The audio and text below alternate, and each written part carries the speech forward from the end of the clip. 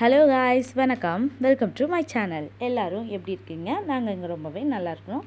நீங்களும் நல்லா இருப்பீங்கன்னு நினைக்கிறேன். நீங்கள் நல்லா இருக்கிறதுக்கு கடவுளை நான் பிரார்த்தனை பண்ணிக்கிறேன்.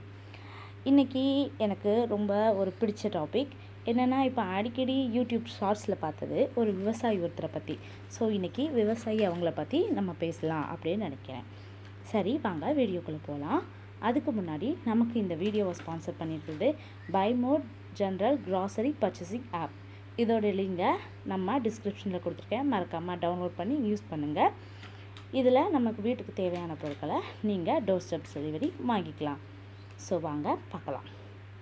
விவசாயி எவ்வளோ ஒரு அழகான வேலை இல்லையா? நமக்கு உணவளிக்கக்கூடிய கடவுள்.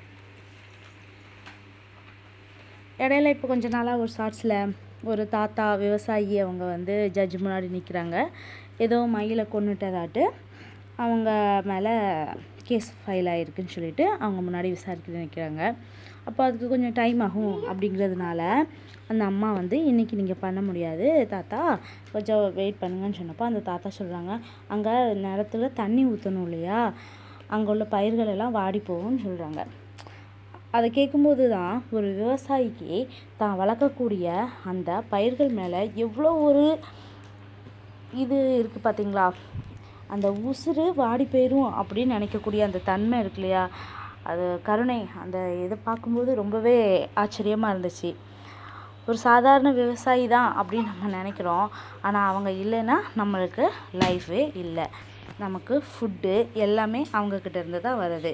காய்கறியாக இருக்கட்டும், கீரைகளாகட்டும், தானியங்களாகட்டும், நெல், கோதுமை, எல்லா பயிர்களுமே அவங்க தான் நமக்கு உருவாக்கி தராங்க. உண்மையிலேயே அவங்களுடைய ஜாப் ஒரு பெரிய சல்யூட் பண்ணக்கூடிய கிரேட் ஜாப் தான். அதை தான் இன்றைக்கி ரொம்பவே பிடிச்சிருந்துச்சு உங்கள்கிட்ட இது பண்ணுறேன். அதே மாதிரி இந்த விவசாயியை பற்றி ஒரு அழகான பாட்டு வேறு கேட்டேன். ரொம்ப பழைய பாட்டு. சிவாஜி கணேசன் அவங்க நடிச்சிருக்காங்க. அந்த லைன்லாம் கேட்கும்போது ரொம்ப அழகாக இருந்துச்சு. அந்த லைன் இன்றைக்கி நான் உங்களுக்கு அப்படி சொல்கிறேன். கை கட்டி சேவை செய்து கண்கள் கெட்டு உள்ளம் கெட்டு பொய் சொல்லி பிச்சை பெற்றால் அன்னை பூமி கேலி செய்வாள். தேர் கொண்ட மன்னன் ஏது, போர் செல்லும் புலவன் ஏது, தேர்கொண்ட மன்னன் ஏது, பேர் சொல்லும் புலவன் ஏது, ஏர்கொண்ட உழவன் இன்றி போர் செய்யும் வீரன் ஏது. போராடும் வேலை இல்லை, யாரோடும் பேதமில்லை, ஊரோடும் சேர்ந்து உண்ணலாம், ஆரோடும் மண்ணில் எங்கும் நீரோடும், ஏரோடும் என்றும் நம்ம தேரோடும். எவ்வளோ அழகான வார்த்தைகள் பார்த்தீங்களா? கை கட்டி சேவை செய்யக்கூடாது, கண்கள் கெட்டு போகக்கூடாது, உள்ளம் கெட்டு போகக்கூடாது, பொய் சொல்லி பிச்சை கேட்கக்கூடாது. இந்த அன்னை பூமி நம்மளை பார்த்து கேலி செய்வாள்னு சொல்கிறாங்க. இந்த விவசாயி ஒருத்தங்க இல்லைன்னா மன்னனும் கிடையாது, தேர் கொள்ளக்கூடிய மன்னனும் கிடையாது, பேர் சொல்லக்கூடிய புலவனும் கிடையாது,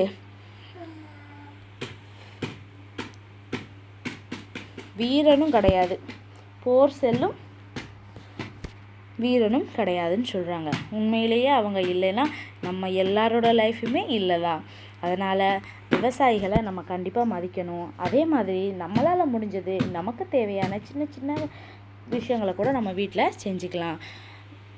சின்ன குழந்தைங்க இருக்க வீடுகளில் மூலிகை செடிகள், இந்த ஓமவல்லி, அந்த மாதிரி இதெல்லாம் நீங்கள் வளர்க்கலாம்.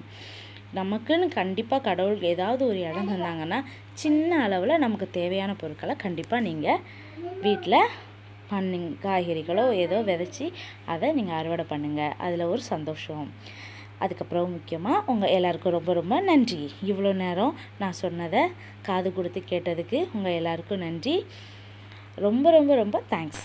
இதே மாதிரி இனி ஒரு நல்ல ஒரு டாப்பிக்கில் எனக்கு பிடிச்சிருந்த ஏதாவது ஒரு நல்ல விஷயங்களை உங்கள் கூட நான் ஷேர் பண்ணிக்கிறேன். இந்த மாதிரி என்னோடய விஷயங்களை நீங்கள் கேட்குறதுக்கு என்னோடய சேனலை கண்டிப்பாக சப்ஸ்கிரைப் பண்ணுங்கள். மறக்காமல்